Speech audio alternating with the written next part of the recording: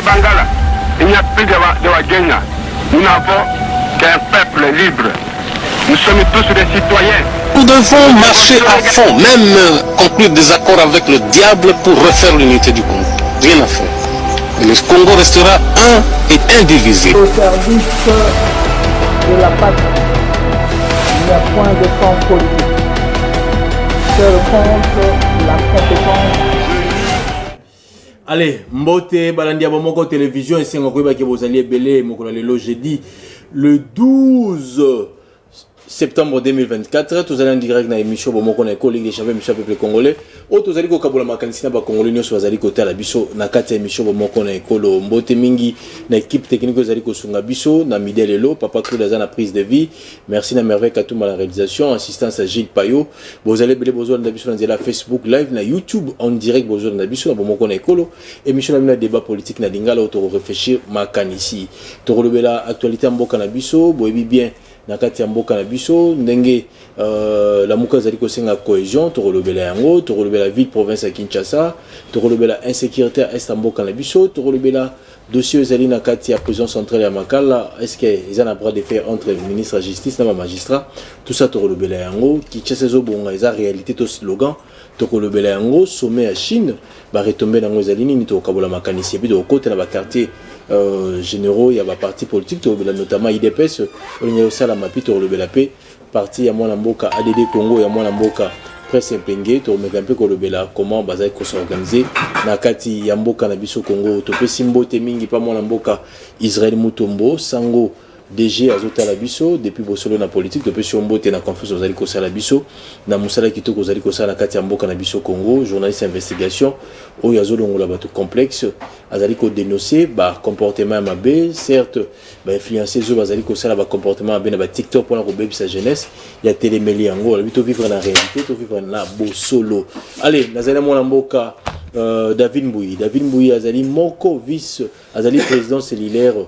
Il y a IDPS kuna na monga fula antenne ayekota la biso pona kabula makanisi bote mona mboka David Mbouyi mbote ndeko Bron mbote na co-débatteur mbote na mokonza mboka pe mbote na bakambi nyonso ya parti ndenge otiko loba je suis président de la cellule antenne kasi nazali pe coordonnateur ya collectif ya ba jeune conscient nyonso pe nazali coordonnateur, il y a regroupement, il y a la présence cellulaire, il y a mon raffola, il y a différentes sections. La base au cours il y a émission, tu peux passer moment madame, peut te relever là pour le coup il y a mon cannabis. Très bien, allez, tu allez pela mon amboka Rachidi Bimwanga, il y a Zali Moko cadre na partie ADD Congo.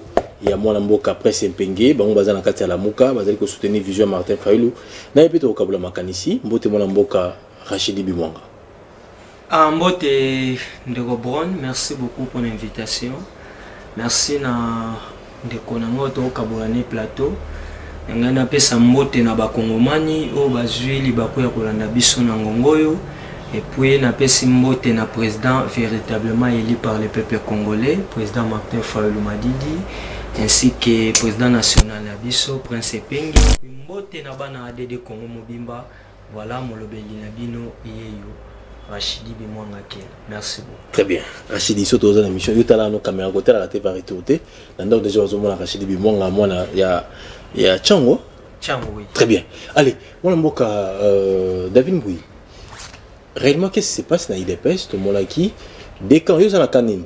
Oza na ka ya Augustin Kabuya, to za na ka ya Etienne Longondo. Parce que to moni maman Martha Sangisa ki bango pour la koboma moto.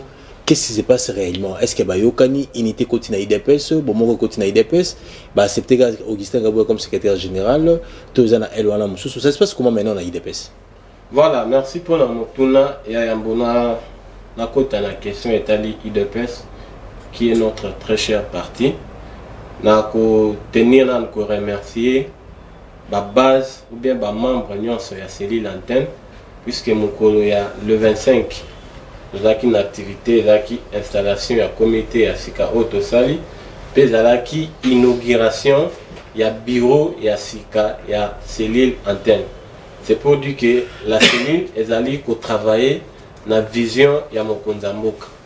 thème ya mokolo wana ezalaki komituna te nini oyo IDPS Tshisekedi esaleli yo kasi yo mituna nanu nini yo osali mpona parti na biso.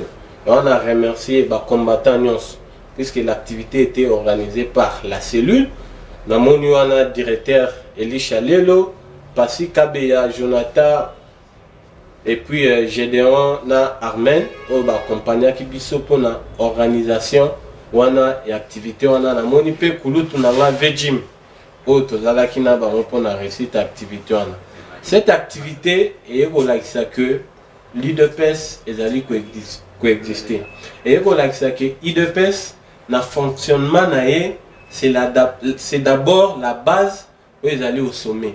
Et pour que na kati ya monga fula IDPS ezali coexister. Après ça mon collègue j'ai dit au nom il y a regroupement il y a ba présence cellulaire to kenda ko mona mon conseil ya commune. On azali bourgmestre, certes il n'est pas de l'IDPS mais c'est lui qui représente l'autorité de l'État na kati ya monga fula. Na meni na biso ezalaki problème ya insécurité où ezali ko salema makasi na monga fula. Nous en tant que parti au pouvoir tokendaki to sololi nae to pesi ya biso ba proposition penga en tant que coordonnateur na sengaki na ba présence cellulaire nyonso ba collaborer na la police. L'idée que to tikali pendant 6 ans bras croisés pour na kotalela nini oyo ba konzi likolo ba osalela biso. Mais biso en tant que ba kambi ya parti au niveau ya monga fula to sangani to lobiete to telem puisque lelo soki ba membre otozali na bango na ba cellule bazali victime d'insécurité et rozala un impact même na ba cellule na biso puisque quelqu'un qui est agressé ou azali na kati insécurité moyen ya na réunion ezalité deux démarches wana tozali kwantamé pour être tout le monde appelé ministre intérieur déjà ba contact ezamaki au niveau provincial na au niveau national. Ce qu'on a besoin là na mutuna IDPS ezali moko. Je parle de l'IDPS Tshisekedi puisque tozali na IDPS Kibasa, tozali pe na IDPS Chibala. Nga nazali na camp moko te. To camp o ezali contre IDPS ezali te. Ngai nazali légaliste.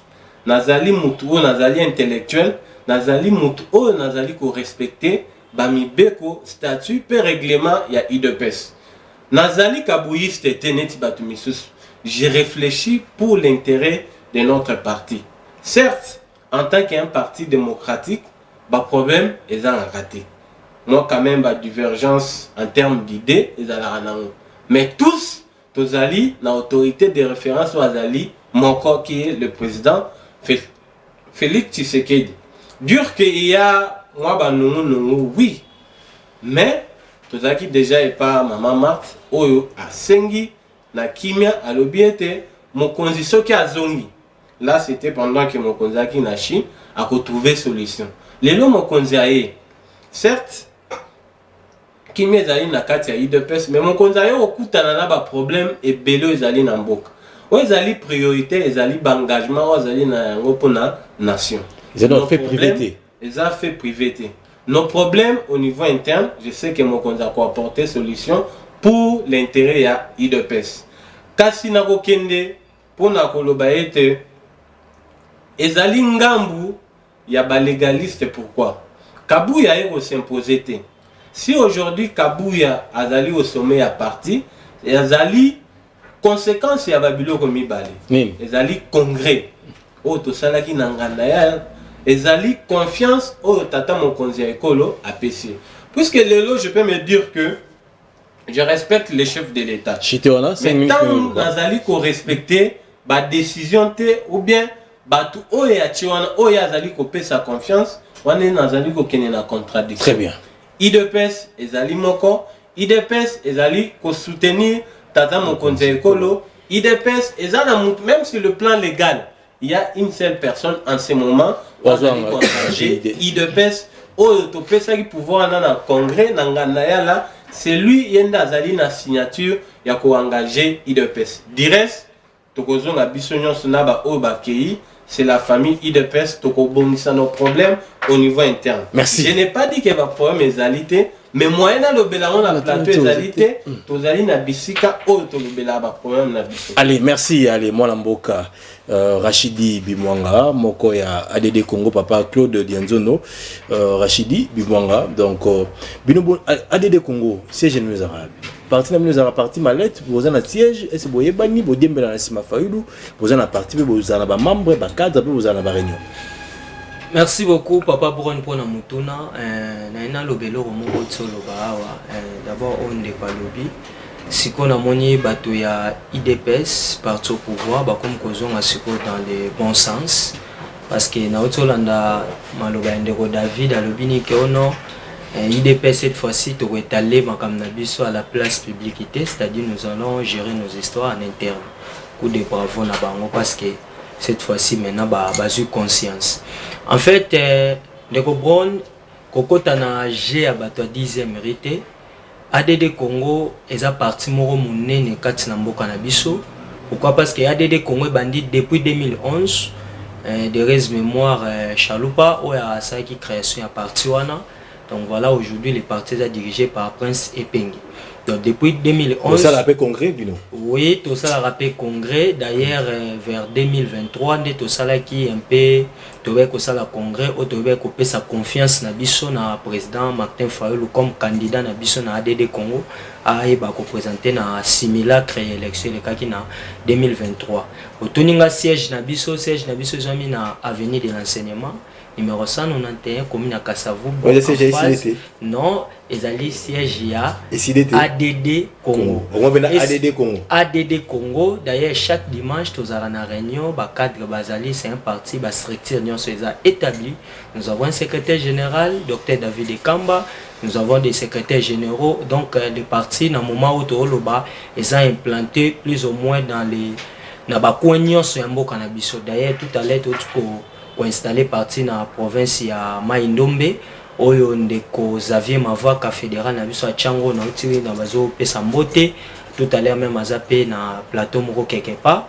D'ailleurs a été installé ADD Congo na province ya Maindombe, un travail vraiment oyo ba congolais ba loi qui pona ADD Congo. Donc eza parti maletité, eza parti à masse. D'ailleurs na disposition topé na plateforme la Muka ADD Congo Zali na eza classé deuxième partie après CD. Deuxième partie na plateforme ya la Muka, donc après CD c'est ADD Congo. Donc faut pas jouer j'ai à bateau 10e donc eza parti maletité. Non, eza parti à masse. D'ailleurs au moment qui descente les 30 autres quand président Eli a ça qui retourne na Kinshasa, au moment qui quand président Epenga bandé ko kende aéroport, au moment qui foule bandé ko accompagner, au moment même drapeau beaucoup plus il y a ADD Congo. Très bien. Donc voilà c'est ça. Allez, merci. Nous avons 7 minutes, il y a 7 minutes.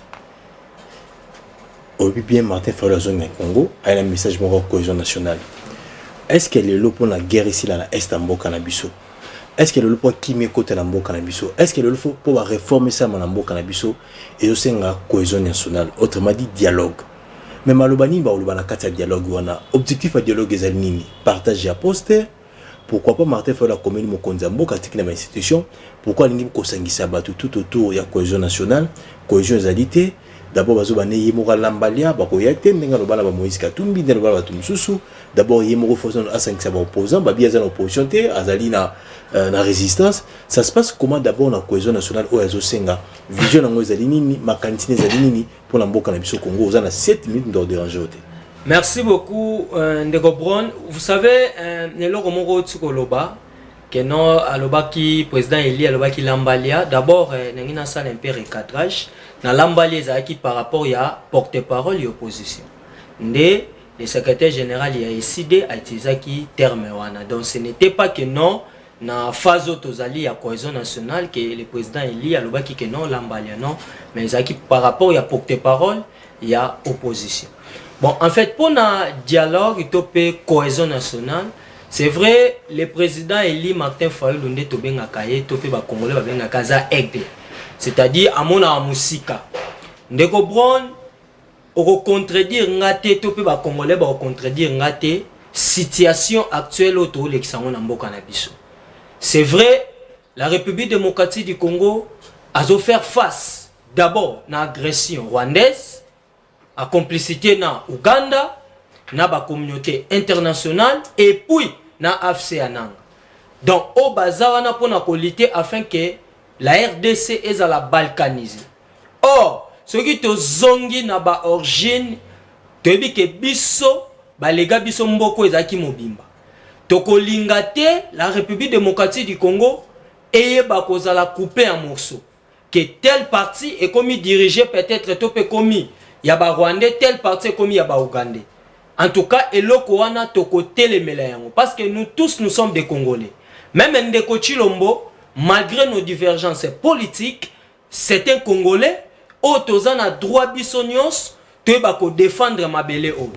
Pamba te to ana mboka musute si ce n'est que la RDC. Très bien. Parce que Ndeko Brown, ce qui lelo même ba Rwandais, ba ebi kokote la biso ti awa, to reçoit même opportunité te à tenir plateau boetoloba.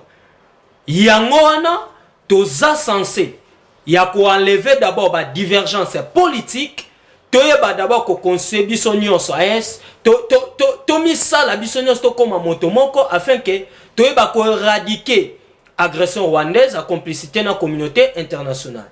To ti comme on a même na États-Unis d'Amérique, ba te ko célébrer to pe ba mort na bango vers 2001 comme ça. To mona ki ba parti ya ba démocrate, to mona ki Donald Trump.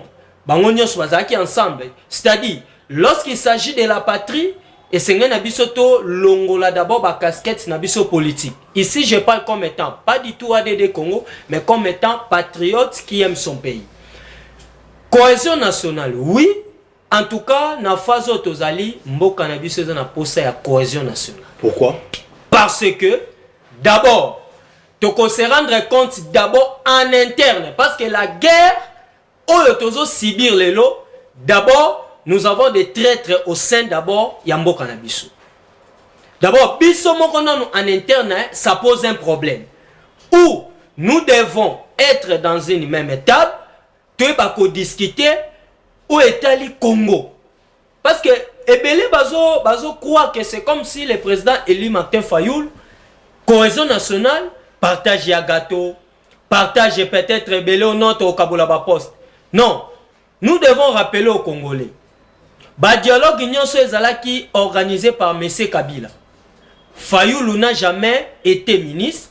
Fayoulou n'a jamais été un mandataire. Topé epenga tika kozala ministre était Namboko. C'est-à-dire, na pouvoir. Ce qui tozo na posé à pouvoir, tokozela na ba voix peut-être ya ba élection.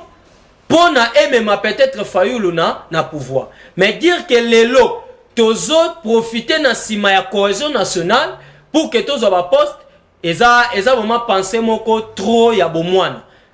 Topé ba te belé o bazo luka toujours robebi sa image ya président Martin Fayoul nde bazo ke na casquette wana. Ndeko Chilombo ayeba ko organiser ba lorsqu'il a voulu créer Union Sacrée. Il a fait appel à tout le monde de venir. Est-ce que tout le monde a Ndeko Fayoul à Kendaki? Tout le monde qui est penga Kendaki? Il y a beaucoup de gens aujourd'hui même qui contestent la cohésion nationale. On entend à Bakombote. Ils ont travaillé avec Ndeko Chilombo. Baza parmi les cofondateurs, il y a Union Sacrée. Ils ont eu même des ministres dans le gouvernement. Mais est-ce que Fayoul a Kendaki? Non. Donc pour dire que partage ya gâteau, Ndeko Brown, topé, nazo rappelé à Congolais, la vision, topé, la mouka en général, cohésion nationale autozo proposé, c'est pour sauver la République démocratique du Congo. C'est-à-dire quoi? Nous devons donner des pistes de solutions. Toropesana, ba piste de solution na ba frustration te. Que Fayoul avandi pa na ye peut-être à sali texto na Ndeko Chilombo. To pa avandi kuna ekozala ba proposition moko na ko benga ngo ya hypocrisie. Yango to senga cohésion nationale to fanda, nous devons dire des vérités en face. Vérité nous devons dire en face, c'est-à-dire nous allons parler d'abord la situation à Est. Découvrir d'abord quels sont des accords signés par M. Chilombo avec Paul Kagame. Parce que, na ko rappelle ba Congolais, il y a il y a des négociations topé, il y a des accords. On de Kochilombo qui n'est signé na Paul Kagame. Oh lelo et zone qui va retomber. Je vous dis ce n'est pas barimère, mais je vous dis Ndeko Chilombo a signé des accords. Oh lelo même peuple congolais, tout peuple populaire, peuple nabiso ya est azo Sibir. À cause il y a des négociations au gouvernement congolais sous titel ya Ndeko Chilombo qui n'est signé, yango lelo mboka nabiso et ont traversé phase oyo ya menace ya baguerre. Insécurité bandi lelo et bandi na 6 ans, insécurité bandi 20 ans plus tard. En fait, Ndeko Brown, insécurité bandi lelo te, mais ngai na yo torobos na te que 2013, Ndeko Kabila quand même a instauré la paix na niveau ya est. Mais qu'est-ce qui a fait que na pouvoir ya Ndeko Chilombo, tout le monde a lelo ba M23 bazongi? Qu'est-ce qui fait que lelo tout le monde a lelo Museveni bah comme la même mise dans la partie est à Congo. Qu'est-ce qui a causé que lelo tout le monde a présence à EAC? Oh lelo tokoti kobime comme il passe. Ndeko Chilombo à côté de biso na EAC, nous comme bas résistants tobele laki que Ndeko Chilombo kokota na EAC. Mais aujourd'hui tokota na EAC. Qu'est-ce qui bloque la République démocratique du Congo? Abimana na plateforme on a EAC. C'est pour vous dire, il y a des histoires signées par Ndeko Chilombo où le président Eli Martin Fayoulou, il y a d'abord objectif, il y a cohésion nationale, nous devons s'asseoir, nous devons nous dire des vérités. Est-ce que vous avez la solution? Ndeko Brown, je vous dis et puis je vous rassure, tant que tu as la vérité, tant que tu as la kanae, c'est-à-dire qu'on commence trop dire, nous devons nous réunir bisonions, te proposer qui Ndeko Chilombo azalawana, te proposer qui Ndeko Kabila azala, mais par rapport ndo Tsoloba, c'est Ndeko Chilombo nde akobengi sa dialogue. Mais dialogue wana ekozaka Ndeko Chilombo te na Ndeko Fayoulou. Mais dialogue wana fozala sous régide ya ba père spirituel ou ezali ba tata na biso ya molimo en cité peut-être l'église catholique et l'ECC faut bazala wana nde sous guide na bango nde tokoyeba kokende na dialogue. Mais mokonzi mboka lobaki yango tanga saki point de presse abi Fayoulou ndima pouvoir on a été Moïse Katumbi aza borderline, l'homme d'État c'est Muzitu, Mouké Moukoda Komikondima, mais est-ce que vous ndima te kendo aza présent comment vous êtes en dialogue naï? Ndeko Brown tokende na ba voler wana te parce que Ndeko Chilombo teza mokonzi mboka mutaloba Ndeko Chilombo azoloba ebele alobaka ebele mais ba action ezaka muki soki lelo azoko arriver te akopesa peuple congolais kimia c'est parce qu'il parle trop. Kimia koya na dialogue. Kimia koya na dialogue na cohésion nationale. Kimia ekoyeba koya na cohésion nationale to fandi ba congolais Moïse Katumbi, Joseph Kabila, ba père spirituel na biso Ndeko Chilombo. Bon, pas du tout non parce que pas du tout biso to ça la appel d'abord na bateau bazo ko incarner des millions de Congolais. Parce que Fayoulou Simanaye, il a des millions de Congolais. Kabila donc Kabila a représenté peuple population ce que vous n'avez représenté population. Pardon? Non représenté population. Non la population. Nous avons la population. Mais biso na yo to yebi ke mutazo ko incarner voix ya peuple c'est président Martin Fayoulou. C'est on les ayum toujours ils biso te population yebi otsa a Rolanda appelle la personne qui incarne valeur et pas la population c'est président Martin Fayoulou. Donc c'est au ça dialogue. Pardon? C'est au en ça le dialogue. Oui, c'est très important to que na cohésion nationale. Toyo kana to négocier to lo baba vérité. Oti ko lo ba a Fayoulou président de la République, Nengoyo Bengie qui est président de la République, Nengoyo Bengie qui non, Alobaki Martin Fayoulou Ndiwamba. Mais comment accepter les résultats à 2023? Il y a eu simulacre élection. Mais comment il y a pas besoin de mater, mais Benga sur Moutou, on a pas un dialogue dessus. Comment? Mais sur les plans, quelque part il y a confusion. Et pas du mater, mais aux Benga sur Moutou, pas du tout confusion. Pas du tout confusion, mais Zani Ndeko Brown. Président Fayoulou, à la phase où nous sommes, Azotala d'abord intérêt suprême ya peuple.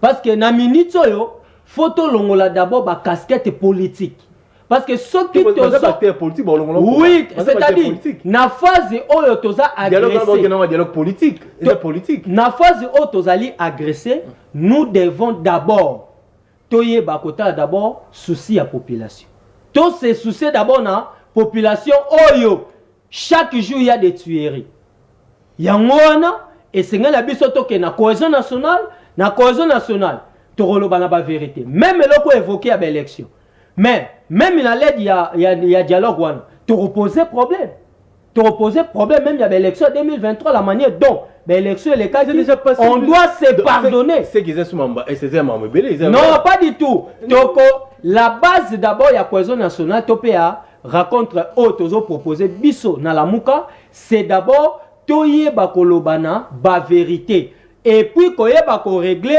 problème aux autres déranger population na biso na est c'est ça la base dire que non partage ya gâteau mais armée zali pardon armée zali mais tokende na armée mais nous devons d'abord koyeba ko pesa ba piste de solutions quelles sont des stratégies que nous devons mettre en place pour que toyeba ko anéantir ennemi na biso za Paul Kagame sous régime ya ba communauté internationale.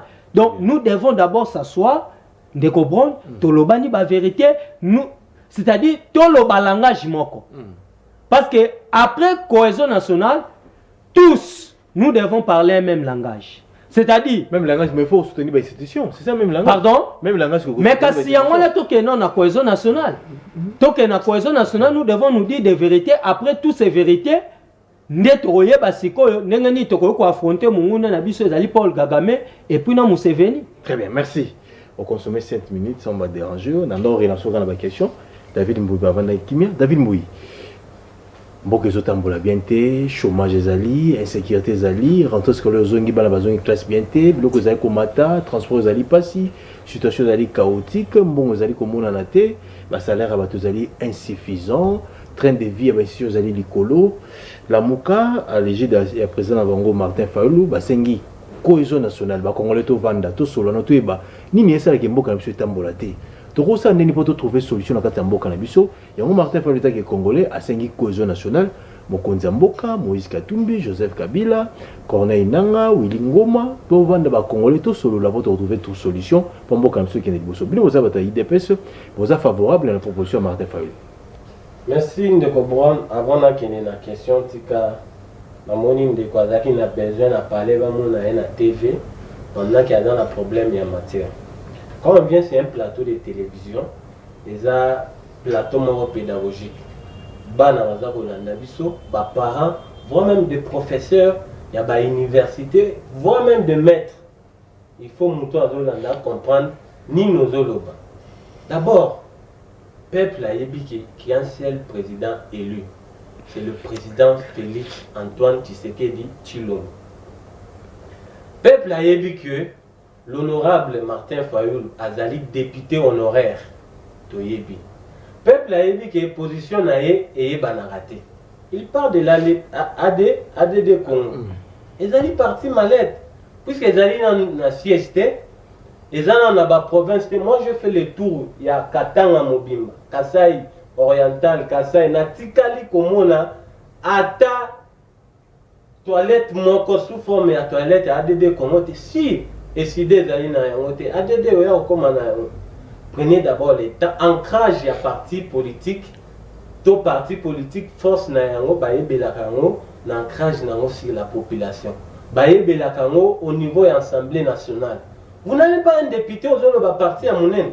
Qu'est-ce que vous êtes en train de dire? Burkina vous n'avez pas élection. Ce n'est pas parti au niveau, puis principe. Au comité à niveau, on a été quand même. Soyons quand même sérieux. Tu sais ce qu'on a question, et je souligne que ADD Congo est à un niveau à Céline, puisque là j'ai plus de 500 membres. ADD Congo a pu mobiliser net Céline l'antenne. Question, il y a Martin Fayulu. Je trouve que des voisins même la maîtrise, il y a souci à Martin Fayulu. Azan la maîtrise, il y a idée à Martin Fayulu. Opposez ma question à tepi, t'as la nenga zotok. Après ces réponses, mon côté. Idée à Martin Fayulu. Voici la procédure. Ce n'est pas mal pour un Congolais de réfléchir, peut couper sa proposition. La procédure normale est d'aller ndeko Martin Fayulu asenga audience na commandant suprême azali ko représenter population y compris ye moko Martin Fayulu asengi audience mokonzi a recevoir ye basololi ayoki ye kobengisa dialogue eza na pouvoir ya Martin Fayulu te. D'abord bango na opposition bazali ko croire na ye te. Martin Fayulu azali symbole ya constance te. Akoya kobengisa dialogue po to solo otunia question ya malamu to solo la nini atikali ko yebi solo to solo la te. La sécurité ya mboka oyo ekouta na dialogue te. Sécurité ya mboka oyo ekouta na forces armées na biso. Bango nde bazali na obligation wana ya kosala nyonso esengeli pour que tozongisa autorité ya l'état na kati ya mboka na biso to récupérer ba mboka oyo monguna azwi.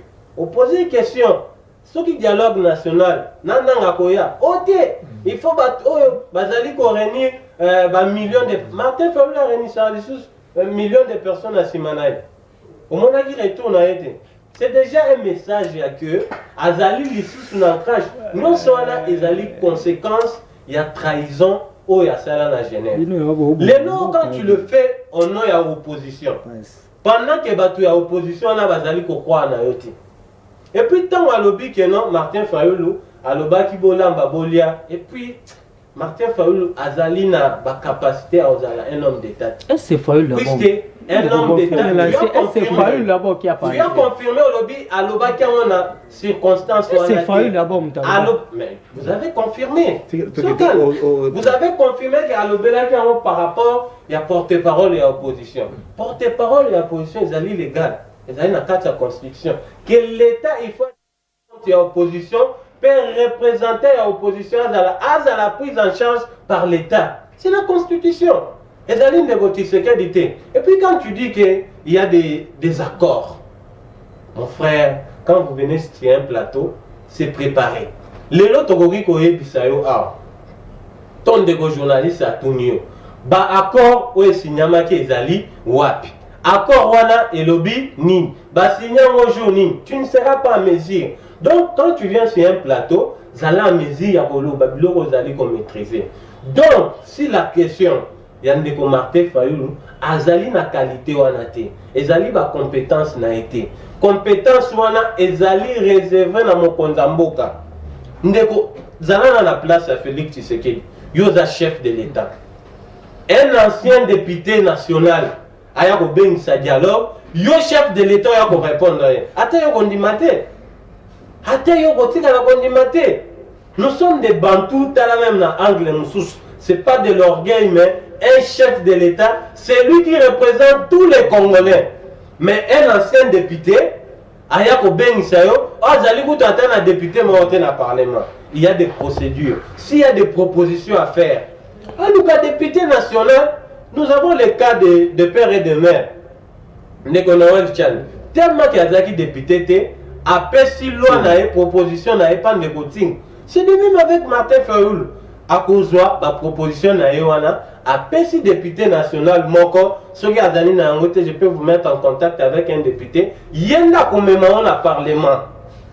La procédure nous sommes allés il y a le commandant suprême au sein de l'audience chef à recevoir à Yokio. Donc cette procédure est au puisque déjà, na niveau de l'opposition, il y a le bi, Azali Kondima, Tshisekedi. Mais nous avons la table, on a Tshisekedi, la qualité ni. Tout le monde là, non, qui est Tshisekedi aïe, pour vendre autour d'une table, non, frère, réfléchissons pour l'intérêt de la population. Aux alliés jeunes, tout quoi il y a jeu politique, il y a opposition, il y a politicien. Parfois, il faut tout le monde. Et moi, tout le monde a une casquette politique. Tout en tant que jeune conscient, comment ça fonctionne. Nini oyo mibeko ya mboka et lobby. Que aucun n'a pas futilité. Donc, je confirme en disant que Ndeko Martin Fayulu a le député national ou soit à qui la présidence a signé audience, a rempli papier à audience, Mokonzambo a fixé à y répondre.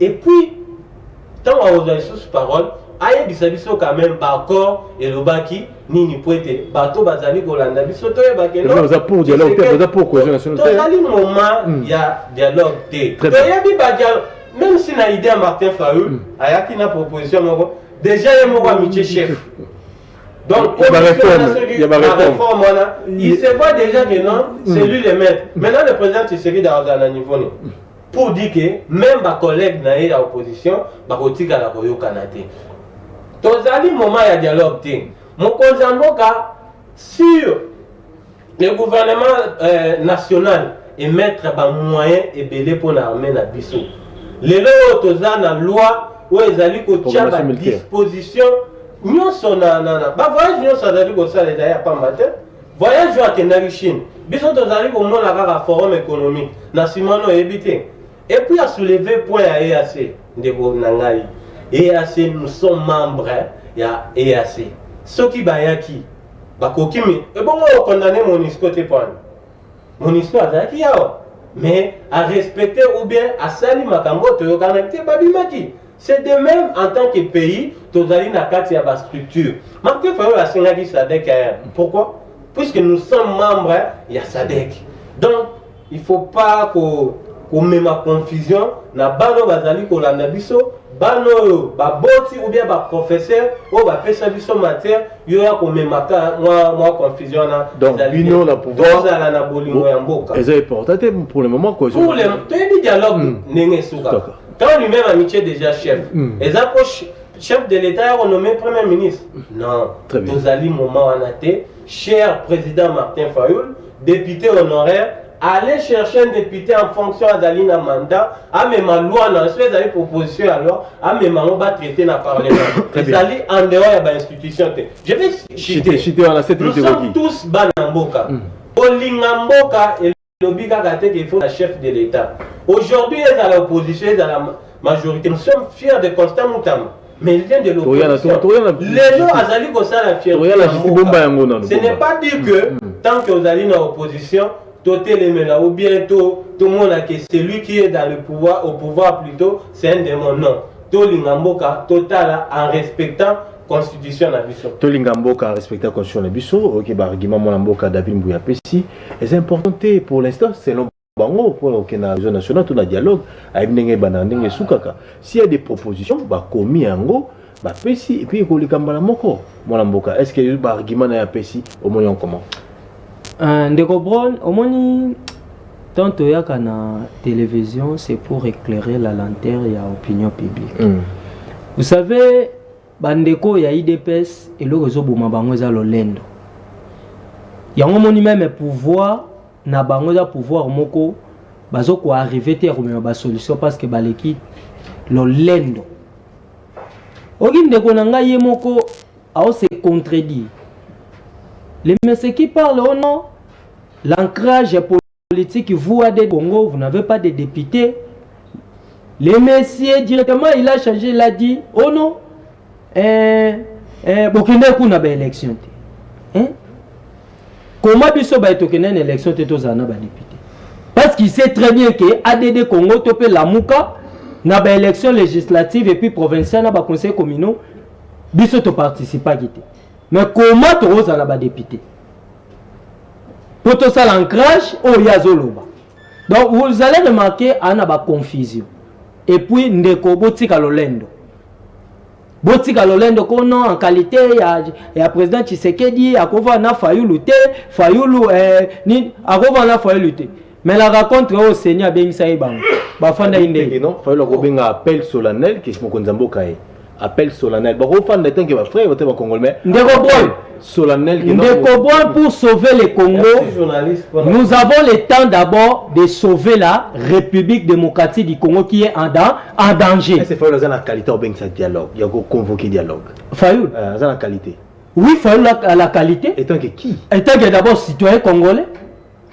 Abeng c'est Mokonzi Mboka va vendre tout autour. Pas du tout. Quand vous dites que non, par rapport à nous autres, que Mokonzi Mboka, n'enge yo ba Mokonzi Mboka. Le président de la République, mais on va dans le président de la République. Voilà yo ndo lobby. Voilà yo. Mais la six on va dans la Kadima, azaki nani. Ndeko c'est un mbote. Ndeko qui? Ndeko Brown. Non tout le monde pour na bisoté. Tant que ba candidat bango nyos na élection présidentielle. bango nyonso bazalaki bacandidat na élection présidentielle. Cet appel ezalaki par rapport ya seni seni nde abengisaki bacandidat président de la République. Ce n'était pas que nous abengisaki Tshisekedi comme étant président de la République. Mais lui il était déjà président de la République, non? Là wana bino nde bolobi, mais nga en tant que cadre ya ADD Congo na lobi que Fayulu a la qualité ya ko bengisa cohésion nationale comme étant citoyen congolais. Bango batu bazo gérer les lots. Tant bazo loba que non, ce n'est pas important qu'il y ait cohésion nationale. Mais où sommes-nous? Où sommes-nous les lots? Sur l'état, il y a est les lots. Aujourd'hui, je vous dis 4 localités to perdre en haut. Au moment où on va l'olendo na plateau ba télévision. Les lots yé à cause à la fière, ata la bata Bunagana yende ko David. Ata la ba congolais la biso la Bunagana. Il y a une rentrée scolaire. Mais si tu peux me dire aujourd'hui, banane baza ba enseigner na Bunagana. Okoko ta la biso lelo na Ruchu. Est-ce que tu le peux mettre ses pieds na Ruchu? On m'a pas boyer la plateau ba télévision, faut pas dire que oh non, il y a pas monanga non. Monsieur David, je passe à la télé depuis ça fait déjà 5 ans dans les cadres de la télévision. Tozo yande na souci ya mboka. Ngai pa nanga na fandi naza à l'aise. Bongo bandeko nango baza na Ruchu, baza na Masisi, baza na Bunagana. Donc ndeko bon eloko zo boma pouvoir o ba lolendo. Yango zo mo même au sein un parti politique na bango, il n'arrive même pas à gérer les partis politiques. À échapper à la question de non Kabouya, c'est lui légalement, est-ce qu'il y a un secrétaire légalement, un secrétaire qui n'est pas légal? Mais aujourd'hui, moi je peux vous dire, les lots, il y a 2 secrétaires généraux dans la partie. Ceux qui vont arriver d'abord pas, il y a que gérer parti politique na bango. Comment ils seront en mesure de gérer la République démocratique du Congo? Comment ils seront en mesure de faire ça qui mien à Est? C'est un fait privé. Kabila, Joseph, le 20 décembre, si c'est le 20 janvier 2019, Kabila a légué à M. Félix Tshisekedi Tshilombo 2 345 410 km².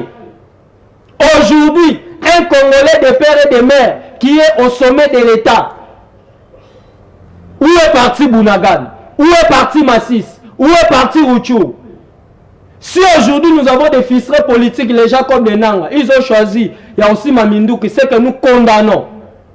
C'est à l'aide de l'élection chaotique organisée par M. Tshilombo. Mais Nanga, vous avez mis ça présent de la revue à programmer. Mais c'est ça, c'est que nous vous disions que et Nanga, et Kabila, et Tshilombo, baza ba bénéficier ya grâce, topé baza porter malheur ya souffrance ya misère à peuple congolais. Pourquoi? Nous, c'est d'abord l'intérêt suprême de la population. C'est l'intérêt suprême de la population.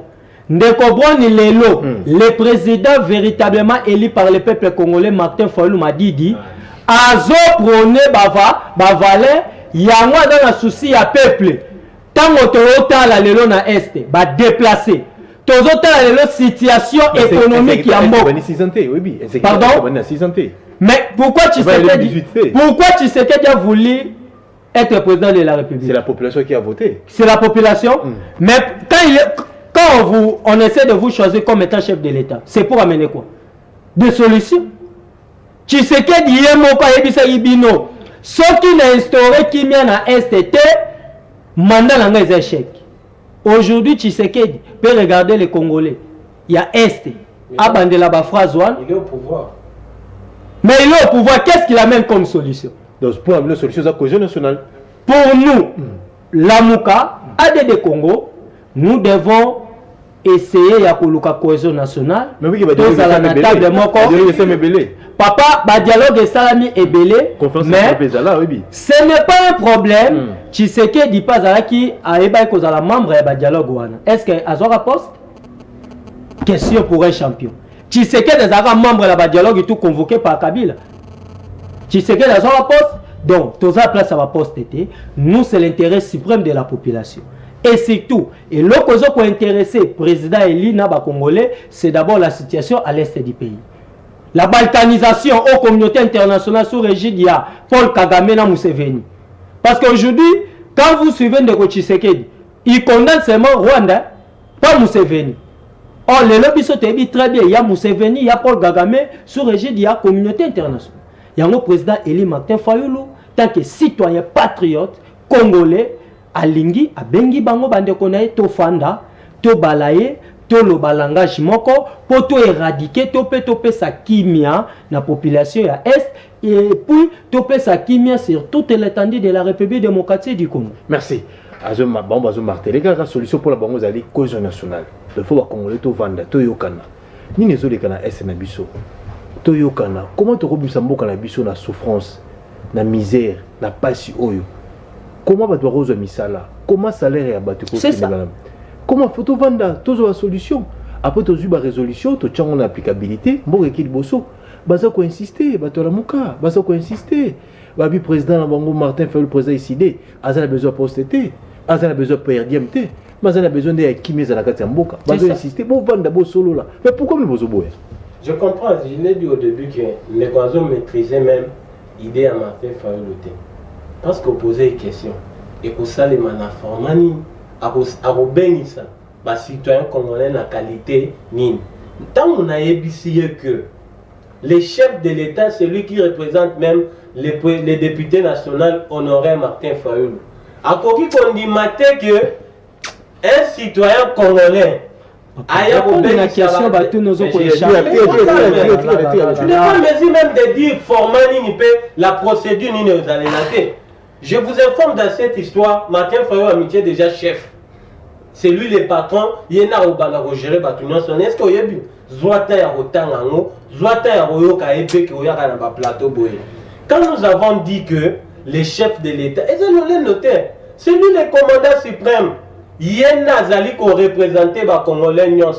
S'il y a une proposition, place où il faut contredire. Si on a l'objet il y a un contredire. S'il y a un Congolais qui réfléchit, Zali na proposition il faut ça dans Mboka. Il y a deux procédures. Soit à quelque moment dans mon compte Mboka, à 5 audiences. Je suis, Martin Fayulu, je suis d'accord, Martin Fayulu à réfléchir. Mais la procédure, ce qui est allé en termes de loi, à Rokenenango, l'Assemblée nationale, à Pessi, député Moko, apporter un local la loi. Mais ce qui est allé au sein genre dialogue, il faut que nous ayons une capacité. Il faut que nous ayons une voilà, mutu moko boyaye na ndako aye bon na ye kovandisa papa na maman to solola. Non, il y a d'abord les responsables et la famille. Yende avandisa kabana que voilà problème ezali bo. Et puis éviter peut-être Ndeko Tshisekedi Félix chef de l'État a certainement liboko na Martin Fayulu. Si le loin di makaliboko anate a reconnaître a été ce que ba oya vendre autour d'une table na qualité ni pas tout na qualité. Oui c'est bon. Mais là, quand il a attendu sa main en qualité de qui? En qualité de chef de l'État. Azali ko lancer la consultation nationale. Ne attendu pas citoyen congolais Martin Fayulu. Tu sais qu'il y a un statut spécial. Ezali ndenge morote ngana yo. Là il faut le reconnaître. Ezali le noté. Il est le premier citoyen à chef de l'État. Aucun n'allait passer. Tshisekedi à Kenyatta, c'est parce que convoqué Kayango et les chefs de l'État étaient d'accord. Mais les lois, vous allez reconnaître le chef Wanati. Aux autres, vous avez vendre autour d'une table. Pour bon Solani. Et nous avons l'expérience, il y a un dialogue là. Bon, tu vas battre ma cohésion nationale, non. Puisque c'est seule cohésion nationale, il y a une opposition. Opposant. Quoi na été? Oh, il y a un katumba au Canada. Oh, il y a un katumba au Canada. Puisqu'il parle de la Mouka, et bien ta source à la Mouka, comment il y a la Mouka et où t'es pas président Félix? Le là il parle de la Mouka. Est-ce que la Mouka est dans l'état initial autozalaki? Et ça les sources bon côté. S'il vient dialogue, abandonnant nous que solo na ba opposant, va se mettre d'accord. Ce qui est en termes il y a loi. Il y a des opposants au Bazali, députés. Pessi Moron na Bango, a même na Parlement. Ce n'est pas dit que je suis contre Martin Fayulu. Non. Moi, je parle de la procédure. La meilleure des procédures est la chef de l'État. À Seigneur audience, va recevoir le président Félix, c'est un démocrate à Roboyate. Et puis il a toujours considéré, Azara toujours une estime à la personne de Martin Fayoul. J'avais parlé de l'ancrage, il y a parti politique. Nalobaki ancrage, il y a parti politique. Baye de la Kango P, na nombre de députés aux alliés na yango, na parlement. Ok. Nde na yaki ko chité. Bino ko to bokendaki élection te. Okoya koloba, bozali na ancrage ndengeni. De place, na yako pesa ko tout détail que j'ai fait quelques provinces. Na tamboli na tikali komona ADD komote. Bozona nous temps ya ko implanter parti na biso. Bon, on a des exemples à IDPS. Chez nous on adhère dans la cellule aux alliés na quartier na yo. Aujourd'hui, au commis membre, peu oya yo moko, mais bino ba cellule les alliés. Siège national les alliés n'a problème. Non. Très bien. Je parlais par rapport à 089 52 66 986. Merci. Contredire, on a la procédure, on a fait si. Nazo sepela makasi lelo bilenge bakoti na politique bazo pesa pe makanisi na bango. David Mbui azali moko IDPS, azali président cellulaire ya IDPS Mongafula antenne azali wana tozala mwana mboka Rachidi Bibwanga yepa azali cadre munene na parti politique ya mwana mboka Presse Mpenge bilenge bakoti politique balingi changement kota na kata mboka na biso azokabola makanisi distraction za lisusu te yango biso pe topesa bango makasi malembe bakokoma nde ba ope abandaki nde ba ope bakoma yango topesa bango plateau ba réfléchir par rapport à cohésion nationale idée na bango ezali nini ya zali moto ya lamuka apesi idée albi pour la solution ya na mboka na biso Congo il faut ba congolais bavanda to solola to kanisa bon guerre est aussi la ndenge nini selon bango Martin Fayoul apesi makanisi mokonzi mboka apesi makanisi Joseph Kabila apesi makanisi Moïse Katumbi apesi makanisi Dorothée Mukwege pour la bango ba monde ba leader wala ndé ba so apesi makanisi Congo ko changer mais pour la bata pouvoir bi eza na opportunité moroté Rwanda parce que ba institution ezali ceux qui Martin Fayoul a la proposition soit à 5 audience pour mokonzi mboka soit à luki député moko même comme loi na parlement va trouver solution pourquoi dialogue. Parce que le dialogue, c'est long de pouvoir. La population est-ce que le moment où la cohésion nationale est important?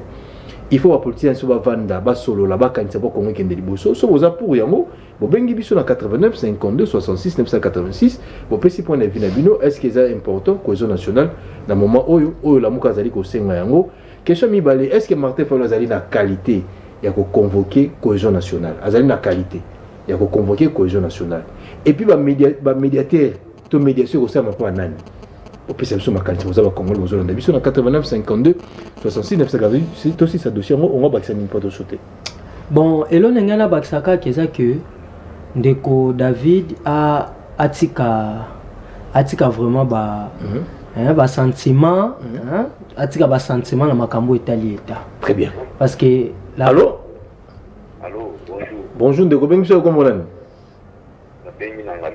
ok est-ce que c'est important dans le moment où la cohésion nationale est là allô pour la nini c'est important pour beaucoup d'habitants de continuer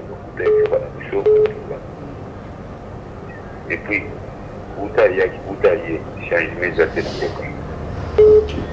attends ndaku ya yo papa journaliste ce qu'on constate que c'est dans la koyoka nous êtes na moitié et puis après mon boulot c'est pas pour yo osani obenga moitié na odena dana kufanda boso ba mokonzi moko ndefa benga mokonzi moko ndefa benga mokonzi ndefa benga mokonzi moko ndefa convoquer ngo mokonzi mboka te ata mokonzi mboka te na kati ya ndako ata mwana to na kasi to no ko ya na kati ya ndako akoki kopesa proposition ke yaya makambo nga na omona na kati ya ndako eza malamu te eske tokoki kofanda te tosola mpona tobongisa likambo oyo yo mokolo ndako to yaya ntango omoni eloko wana okoloba teke nete likambo oleki azoloba akoki kozape na raison tofanda tobongisa na likambo eza normal. Très bien donc mpona yo na moment où cohésion nationale est important ala biso peuple nde tokovivre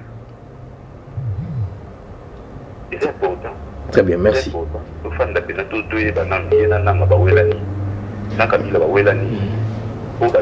Objectif à dialogue on est à bongo. Objectif à dialogue on est à bongo. Ba to ba so yena kabila wa welani nana wa welani. Objectif à dialogue on là. D'abord. Quelle finalité?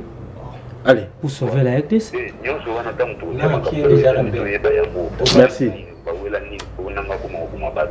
Très bien, merci. Namunda Mbatoise Belé. Merci Ndeko. Message Leki. 89 52 66 986 dosso obengiso moi au lieu d'être une 30 minutes pour me ce soir zo temps 89 c'est un moment où c'est important cohésion nationale en mboka na biso ba congolais to vanda to sangana. Allô, bonjour. Allô? Bonjour. Bonjour. Ouais, papa bengiso comment on a? Comment tu es? Oui, papa. Moi na ocha makelele, est-ce que c'est un moment où cohésion nationale est important? Bon, nalobi boye. Il y a alors que ça très nécessaire pour la puissance peuple congolais. La onyo se tout au monde dans bon changement exact. D'avant d'abord solo là. Et là pour la partage de pouvoir c'est même pour la sanction makansi. D'abord on se pose dans makambo. Très bien. Merci. Après ça la lobi boye. Ah. Na fait mon doigt à la diverse moi d'après ce pengazo formé. À continuer. Bonne idée au azana ngo ezamalam. Merci. Allez, 089 52 66 986. TV Radio T, David Okimo population, le dialogue est important. Hein? Dialogue est important. Je ne suis pas contre. C'est important. Mon problème est d'aller à niveau de procédure, la qualité, il y a pour bénissa par Congolais. Très bien. Et puis, on est dans le bateau, on des statistiques, tout le monde. Pourquoi est-ce que quelqu'un qui est déjà rebelle? Allô? Allô? Ouais, bonjour. Bonjour, papa. Bonjour, Nabengi. Bonjour, Nabengi, la partie ya Munga Fula. Ok, d'accord, Tozolando. Est-ce que le moment où la cohésion nationale est important? Ezabena important makasi. Pour la nini? Donc, bango nyonso basangana. Moi, biso la population. Nde toza biso bato ase bato likolo basangani bayokani basali ibe moko mpona guerre oyo ya este. Très bien, merci. Pour la population. Ok, d'accord. Merci.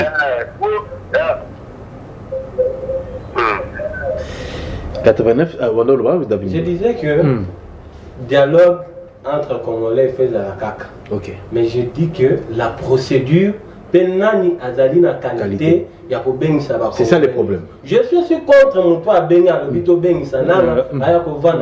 D'ailleurs on est déjà condamné. Tokoki ovana na mutu oyo andimi ko simba mando kité pour la koboma ba congolais mususu non. Très bien. 89 52 66 986 tous allez en direct na bomoko na école Ligue des Champions et monsieur peuple congolais nazana David Mboyo azali cadre monnaie NP président cellulaire et IDPS Monga Fula antenne aza awa puis tous allons ndeko Rachidi Bimwanga yazali cadre na parti ya presse Mpenge ADD Congo ayi baza partout na Kinshasa pe na province baza partout mais David avait tellement la province à Moniongote 89 52 66 986 toujours 2-3 personnes. Plutôt la justice a été en allô 089 52. Allez, tout le dossier justice. Les lots étaient de. Ah, il va te voir bien à Bissou Belé. Toujours 2-3 personnes. Plutôt la justice. Allô? Ouais, bonjour, Ndeko. Bonjour, pardon, bonjour. C'est Nazomi. Les voilà le piquet. Tu pourrais vous s'amener Nangate pour Azobuma Congolais.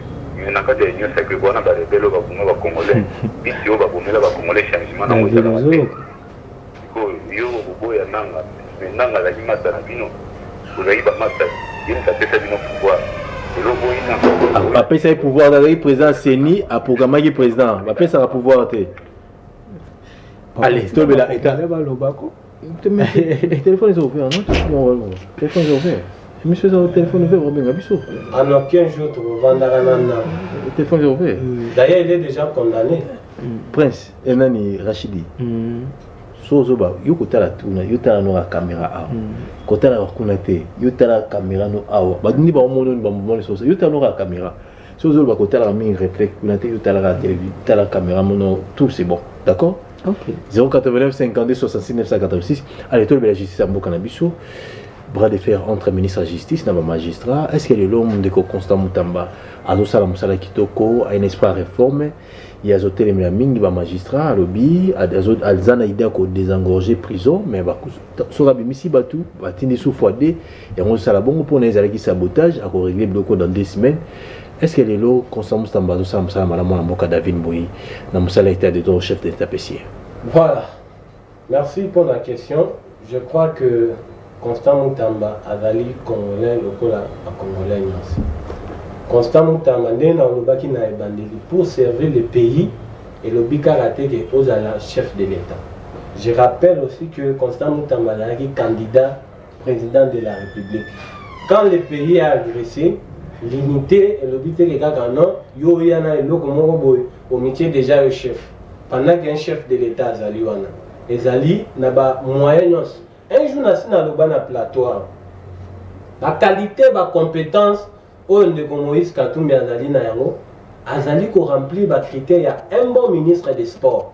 Pour akoki ko remonter sport na biso, peut to vandi bo tolobi que non, nous sommes fiers pour na ministre des sports Moïse Katumbi. De même que Martin Fayoul, pour aider le pays, ce n'est pas seulement devenir chef de l'État, mais tous les Congolais biso nyonso tozali na responsabilité. Déjà na moi mukio to salaka, to travailler pour l'intérêt de la population. Avant de na justice, na zo répondre na ndeko a beni. Tokotika la kovanda na nanga table mon côté. S'il n'est pas informé, nanga est déjà condamné à mort. Je pense à comprendre. On a revenir na ndeko Constant Moutamba. Je pense que ndeko Constant Moutamba azali mutu oyo awuti na position. Ayebi vrai souci oyo population ezali na yango. Ayebi pasi oyo mokonza mboka abandaki kolela pona justice. Mais parfois il faut qu'on respecte pe mibeko. Na sens ni ndeko Constant Moutamba akoki kopekisa na ba magistrat ba tinda batu na prison te. Il faut des relations spéciales. Il faut Bavandina, puisque Bazali obligé à retravailler ensemble. Bazali obligé à resaler la cabaragnon ensemble. Et puis, pour net, il y a le lengoana. Et Zali n'a pas cadre, net, ba média te kolobela. Et Zali n'a pas cadre, te kokomela mikanda. Il y a un commandant suprême. Oyo, ceux qui posent occasion au Koutana. La semaine, chaque vendredi, si le pays bazara autour d'une table. C'est à lui, que mon condi. Voilà la proposition d'Anga et Zalibo. Mais ce qui est vrai, Constant Moutamba Azali ko aspirer confiance à la population. Azali na soutien à la population, peu importe la tendance politique na biso. Puisque tant que les la justice, Azali kaka pona IDPST, pona SIDT, pona parti na bino ADD Congo, pona ADD Congo te zaki pona population nyos. Tant que Azali ko s'imposer, a cause na bitumbate. Ba magistrat ou bazali na kati ya mafia. Barotika la rotika Moutamba leste. Mais comme il a la bénédiction du chef, azali ko travailler na vision à mon conseil Yamboka qui est le président Félix, pe azali ko toucher ba vrai problème et la population, Moutamba aura toujours le soutien de la population nationale. Très bien, allez, justice entre le bras de fer entre le magistrat et Constant Moutamba. De Gobron, d'abord na remercier ba Congolo ba uti ko benga elakisema ke ba Congomani ba Hollanda. Ba lo ba wanda mbuto zo ba appel. Assisa na lo ba pa ça justice plutôt Zabino. Vas-y. Ba Hollanda biso. Bon, en fait, dossier à justice, nous devons savoir d'abord que nous avons la séparation à ba pouvoir. Moutamba a de très bonnes intentions. A de très bonnes intentions, je rappelle aux Congolais, Ndeko David Otsoloba, Ndeko Moutamba azali auti na opposition, azaki candidat président de la République.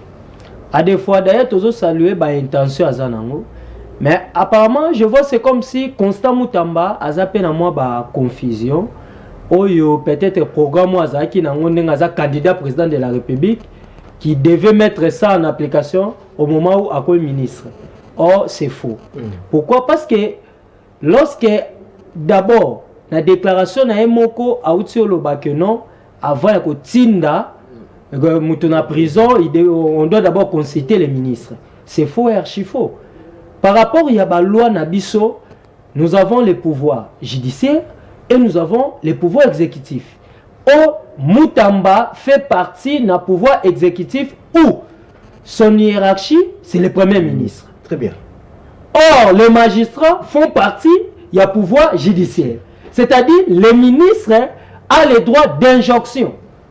Je rappelle aux Congolais, donc les ministres a les droits d'injonction aux magistrats, mais pas du tout prendre certaines décisions sur les magistrats. Sur les magistrats. Là, c'est faux et archi faux, parce que nous devons respecter la loi de la République. Tout sentiment, tout nous devons d'abord respecter. Oui, les magistrats aussi font partie à certains babi et belé lelo. Je vous dis de reprendre, on n'a pas parquet, hein, parce que j'ai beaucoup de dossiers qui n'ont beaucoup plus n'a pas parquet. Mais ce qu'ils font les magistrats, même Yomo Rotali, procéder d'abord par la dossier, on initie que notre justice vraiment a un sérieux problème. Mais ce n'est pas du tout normal que non, ou bien ce n'est pas tous les magistrats le roi de la corporation parce qu'il y a des magistrats sérieux, il y a des magistrats qui respectent la loi. Mais ce n'est pas dans des Komutamba qu'il y a qu'on mêler tous les magistrats que non, ce sont des mafieux et puis ce sont des déclarations qui ne devaient pas tenir à la télé. Azana cabinet, ils peuvent convoquer une réunion pour discuter certains sujets. Donc, par rapport à dossier, il y a ministre de la Justice, on a trouvé beaucoup plus un peu rapide. Il devait d'abord se consulter Namibé Koyambok. C'est un avocat. Mais moi, ça m'étonne comment un avocat a coquille y a erreur, il y a droit boenenge ministre Constant Mutamba Zokoya. D'ailleurs, c'est un ministre où nous saluons, c'est un jeune, au biso tout aux opesa maboko, to opesa makas. Même voir même déclaration, tu peux communiquer ou Kobima. Vu son état de santé, il a été empoisonné. Ce sont des actes aux condamnés. Ce n'est pas bien. Ce n'est pas bien. Quand la personne a eu pour changer ma cambo, tu peux ça et ma boko. Tout soutenir. Très bien. Mais ce n'est pas qu'il y a des pratiques, il y a des assassinats, il y a des empoisonnements. En tout cas, les amoko biso na ADD Congo tozo condamné. Mais ministre de la Justice, Constant Mutamba, il devait d'abord consulter la loi de la République. Donc, on a un peu rapidité, les magistrats font le travail, il peut attendre que le ministre a ça le travail. Si voit c'est comme si il a un peu de coq à jambes, il peut recourir à la conseil des ministres. Chaque vendredi, il a autour d'une table de Rochilomo. Il peut faire recours dans de Rochilomo. Mais ce n'est pas directement prendre des décisions que non, avant d'envoyer les gens à Makala, il devait d'abord consulter les ministres. Ah là, il a un peu exagéré. Très bien, merci. Avant d'appeler ça David Mbouye Maloba, dans la question, on a tout il y a la caméra. Vous avez professeur, oui. Vous avez promoteur école. Oui. Ceux qui ont fait la dissertation de l'examen d'État, tout est fait. Ok, oui. Vous allez promoteur école. Batoni ba la question, pas maître, pas professeur. Comment président de la République a beaucoup comme on est nan? Moi on répond mon école non. Bon, je vais expliquer le contexte. De comprendre? Vous allez promoteur et école. De comprendre? C'est une question. C'est sérieux. Oui. Mission pédagogique. Vous pouvez voir la mission. Le service va contrôler la mission. Ok.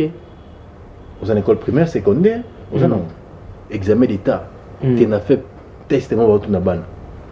Vous avez un promoteur au télémi. Tout le monde à l'école. Comment président de la République à RDC Nani? De rebond, c'est qu'il a un combo. Question. C'est qu'il a un explication. Je dois quand même réfléchir par rapport à ça. Questions-réponses. Kasi yango na lobi c'est qu'il a un à répondre. On doit répondre, mais question-réponse. Nous élèves, non. Posez une question. Sur le plan légal, c'est sur le plan légal, le président de la République, sur le plan légal, c'est Félix Antoine Tshisekedi Tshilombo. Allez, 0,89, merci. Légitime. Est-ce que c'est un légal légitime? Sur le plan légitime, l'école, on répond de bon. Le peuple a voté véritablement, c'est le président élu Martin Fayulu. Élève à 8 à 0. Pardon? Élève à 8 à 0. Pardon? Élève non, on 0. Bon, sur le plan légal, j'ai répondu. Bon, nous, dans la Mouka, toute l'école, peuple congolais, je vais expliquer à l'enfant. Contexte Nini, Oyo, de continuer, comme il n'a pouvoir. Promoteur. Voilà, c'est ça. Promoteur ou bon école. Voilà, c'est ça. 089 52 66.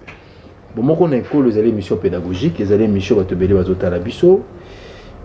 Tous les mis à bilingue, au bazo salabé fort, le loba comme appelé, na table politique, va payer sa marque parce que tous la République démocratique du Congo, tous un état de droit, mais il faut tout le bosser parce que ban ebele pe bazota na biso dans l'école primaire dans l'école secondaire il faut avoir la vérité histoire en mboka na biso donc faut passer cette information ndenge ezali c'est très important certes bazana ba camp politique na bango mais histoire en mboka na biso za histoire mususu yango biso toza lokola ba enseignant faut tout bisa ba vérité pour kende liboso soki batuni mwana na classe Premier ministre RDC comme on est nani ou ya gouvernement oyo ezali mama Judith Soumino Tuluka.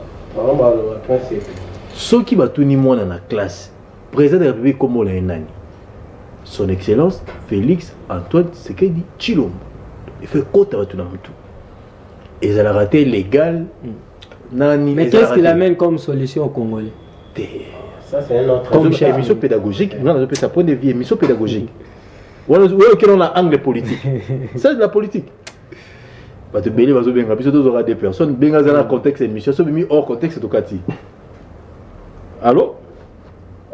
Allô? Bonjour, Papa Benga, comment on est? Richard, nom là où tu es au Benga. Oui, Richard, rapidement. On a président, il y a un président, Mboka Nyos, donc on se fait un logo pour lui. Et quand nous sommes dans un ndac, donc maman la papa, baluka nini na kubongisa toza la ini ndo toza la baini etatu na mboka. Très bien. Merci. Yo ba congolais, ba moni to ba na plateau ba za congolais. Toza la baini eloko moko mboko ekende liboso. Merci. Merci. Allez David, depuis le 10 septembre, rentrée scolaire Zongi, pourquoi chaque fois, chaque année, rentrée scolaire Zongi là-bas, on a contre-temps, est-ce que le système est comment à l'école? Tout va sous réserve, bah monter que là-bas n'a pas uniforme, bah monter que là-bas n'a pas cahier, bah journal de classe, bah monter que là-bas il faut bah compte minéral bah $250. Faiblesse c'est à l'État, tout faiblesse c'est à la promoteur, tout est un bon cannabis. Qu'est-ce qu'il faut faire pour rentrer scolaire le lieu à l'intact, n'a un bon cannabis, et vite aussi dans le dossier à Ville à Kinshasa. Voilà, merci. Je crois que le débat sur dialogue ou pas, tout ce que c'est comprendre, il est question de respecter la procédure, puis couper sa montoise à la compétence on a bien que ça dialogue. Parlant de ma rentrée scolaire, aujourd'hui, je remercie Ranzambe puisque la gratuité de l'enseignement est bonissama et ma casse. Et là, quand même, le gouvernement, depuis l'époque, il y a Tony Mwaba, Tilelo, va vendre ça penza gratuité au niveau de base ils allaient na problème té on a aussi un gouvernement pour les alliés amélioration il y a conditions il y a ba enseignant là-bas élèves il faut gouvernement à mettre les sources ba moyen ma casse dossier soulevé à Kofuta ba frais je pense vous parlez soit d'école privée moi je sais que les alliés responsabilité au gouvernement provincial. Il y a Kolandela, Kosolana va promoter l'école. Il faut vivre même à Kaye. J'apprends même que les gens à l'école battent un stylo. Parce que tout ni pris à stylo, ils ont fait les alliés à Bilo, les alliés qu'on paie sa image à Malamouté dans le système et enseignement à Bisso. Il faut vraiment gouvernement provincial balandela puisque tout consolider gratuité aux alliés constitutionnels. Les alliés et l'Okoya. Ndeko Félix Antoine Tendinge bazali ko benga e Tshilombo elakisi lisusu engambe mobali force parce que vous avez l'impression que ko bengi Tshilombo lokolo minimiser ozo pese kutu force ko lekana ko benga e chef de l'État ce qui est important aux alliés mais les alliés pas mérite aux alliés légal. Mais les solutions au peuple congolais, nous sommes des jeunes. Le peuple a besoin de solutions, mais c'est David. Laissez-moi finir. Oh là là. Voilà, donc il faut ce qu'on dit à renforcer, amélioration. Les autres dans le programme, il y a 145 territoires. Il faut qu'on l'en ait.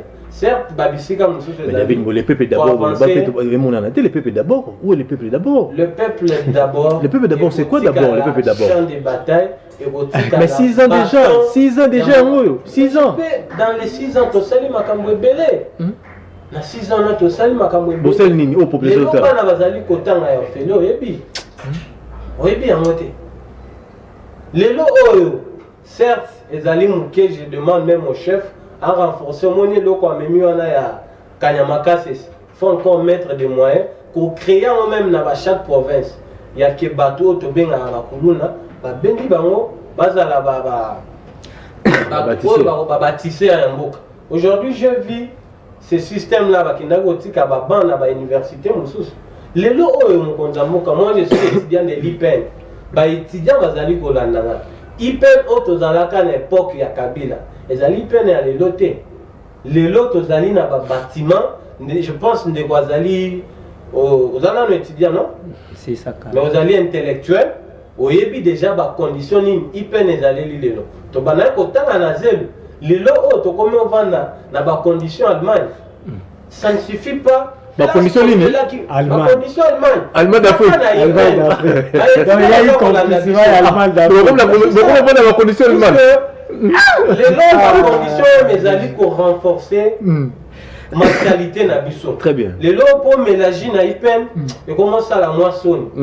Ce qu'on met l'hôtel à bouteille na bois. Très bien. Hôtel in une condition vendue. La condition Allemagne. Ça c'est la condition Allemagne. Allemagne d'Afrique. Et coquité mais mon conduit il faut renforcer dans le secteur nyonso. Très bien. To l'obité que tout est parfait. À Sali place à Sali et puis à d'autres continuer pour ça.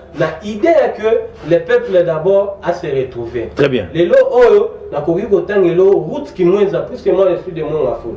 Parlons aussi à ba route. J'interpelle le gouvernement provincial ndeko Daniel Mbumba. Na ba route oyo eza na compétence ya gouvernement central. Tango yango route qui moins route bianda.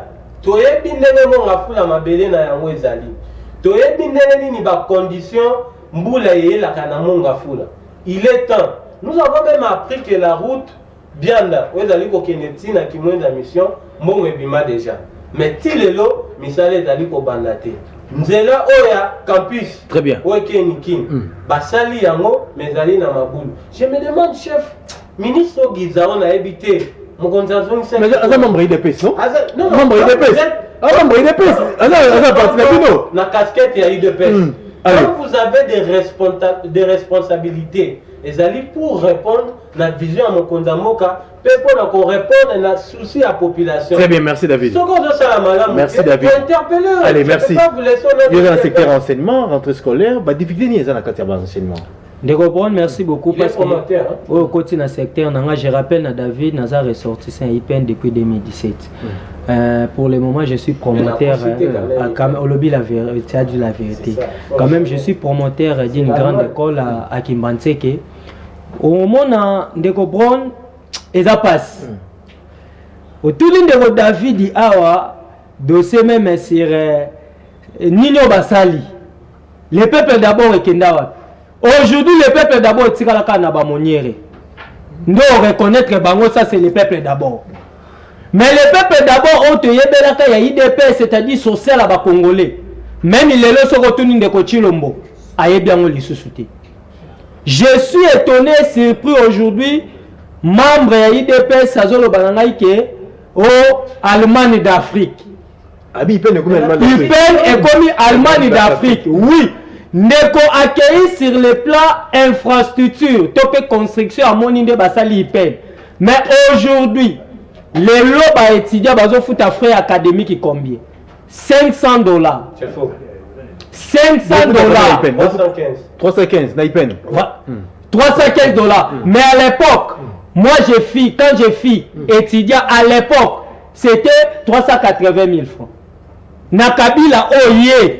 Naturo Mobabundi Saki 380 000. Condition on a été quand même. Aujourd'hui, c'est $380. Le lot David Osani Azofoot. Yebisanga. Il y a eu changement ou régression? Il y a changement. Donc on a eu 380 000, na $380, il y a eu changement.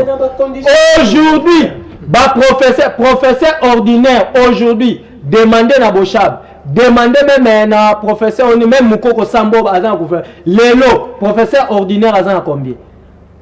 Kabila Obabundisa qui professeur ordinaire avec $2000. Lélo, professeur ordinaire dans le régime n'a pas $1300. Régression ou progression? Dans le régime où enseignement.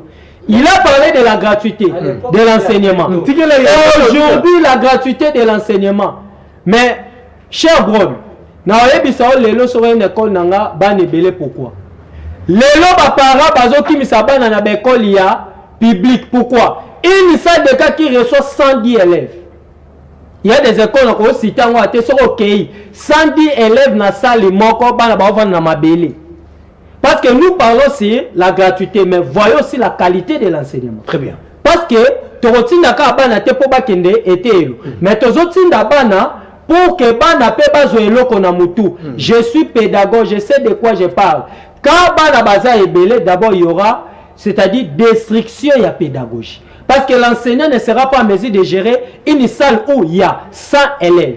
Parce que ça, c'est la pédagogie. Okay. D'abord, sur le plan autorité. Enseignant aux en autorité, tu as calmé ça. Surtout, parce que le cours la première, deuxième, troisième, jusqu'à la quatrième mois. Là où il y a l'enfance. Enseignant qui maîtriser 100 élèves. Là maintenant, vous voulez pour la kobongisa, tout pour la robébisa. Oui, mais continue avec des bonnes intentions à votre gratuité. Mais il allait d'abord voir sur les plans, il y a des conditions nini, bana bakotangila. C'est-à-dire la construction d'abord, il y a des infrastructures, c'est-à-dire il y a quoi bakosa la bajou, il y a des écoles.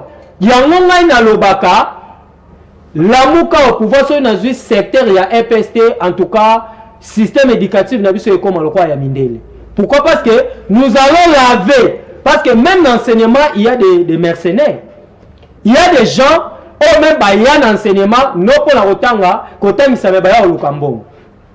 De reprendre. Très bien. Donc c'est très grave le lot, la gratuité de l'enseignement, ou là au Sekaba Congolais, dans la formation ni. Construction d'école. David a évoqué 145 territoires. Tous les 145 territoires, la ville, province à Kinshasa, ils ont construit combien d'écoles? Très bien. Et puis après ça, l'adresse, il y avait école au Batongi dans 145 territoires. Zéro. Merci. Après émission, je t'amène chez moi, mon gars. Ah voilà. Zéro. Dans ma combien d'école? Combien d'école? Je vous dis, régime Oyo, Batongi a été école mon côté. Parce qu'il peut parler à réhabiliter, mais moi, je pas de construction. Aucune école. Allez, appelle à Souka. Est-ce que l'école côté de Batongi? Allô? Ouais, côté de l'école Batongi? Allô, toujours dans le papa. Ben, je suis comme ça. Oui, toujours dans le appelle à Souka pour monsieur Sili. Dans le lobby, il humilité précède la gloire. Ok. Comme Martin Fayoul et Sengeli, pour la humble. Allô? Toujours dans le ouais, pour la humble, à respecter ma procédure. Ce que nous avons David avait toutes les procédures. À le chef de l'État, donc à ce que les endroits, à l'appartement, va traiter en haut. Très bien. Allez, merci David Mouyi, mon amboka Rachid monsieur comme la souka le basuka monsieur Sidi. On va la population tandou. Lilo basuka nga zali mwana ya monga fula, tozali kosenga na ba président cellulaire nyonso na unité toko bunda poete ba problème o ezali na monga fula. À travers bato o bazali a mesure ya komemela biso ba solution pour ba pesa solution. Ndenge to banaki pa bourgmestre qui n'est pas ministre provincial, ministre national, puisque Bisso va présent c'est l'air to l'union pour croiser bras. Croiser pendant 6 ans, il y a des problèmes au niveau, il y a mon gafou les aller pour continuer. Qui n'est pas le ministre Atali Makambianzela pour apporter solution. La question à peine à partie, je cite, en disant que il faut qu'on se référer à Bato Bazali Pemben ya base. Bato Bazali ko travailler pour la population. Le ko là Joseph Makolo, Mokonza Mboka ayeba ko se référer à Bato na po na chaque secteur au Bazali na compétence après sa solution na ba problème na kati ya secteur wana na tondi pe matondo de Rachidi Bimwanga. Promoteur école. Allez, Rachidi Bimwanga monsieur Sili, le basuka tout. Merci beaucoup Ndeko Brown, je rappelle aux Congolais que les Congolais ne faut pas s'attendre à un régime au Bozelo, dans Bozelo côté. Il y a un Mboka, le président Eli Martin Fayoul a proposé cohésion nationale. Et ça pour la poste-été, c'est pour sauver la République démocratique du Congo qui est en danger face à la balkanisation. Je voulais dire encore à Congolais, peuple congolais, tout se prendre en charge. esika nyonso ozwami lobela mboka na yo bundela mboka na yo Exact. totika maboko te na songolo pakala moto akobongisa Congo eza kaka yo moto akobongisa Congo eza kaka ndeko Chilombo te Martin Fayulu te biso nyonso tozala ini pour que toyeba kobimisa mboka na biso na libulu to pe tolongola mboka na biso na maboko ya Paul Kagame na Museveni à complicité na communauté internationale. Merci, merci. Ah, merci merveille Katumba, merci Papa Godono. Nous devons marcher à fond, même conclure des accords avec le diable pour refaire l'unité du Congo. Rien à faire. Le Congo restera un et indivisible.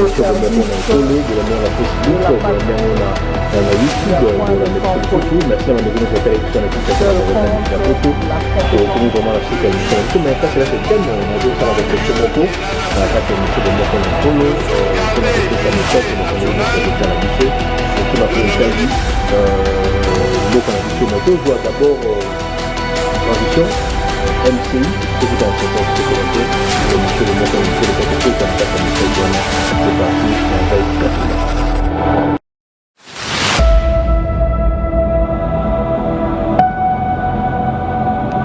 un Congo de Bangala.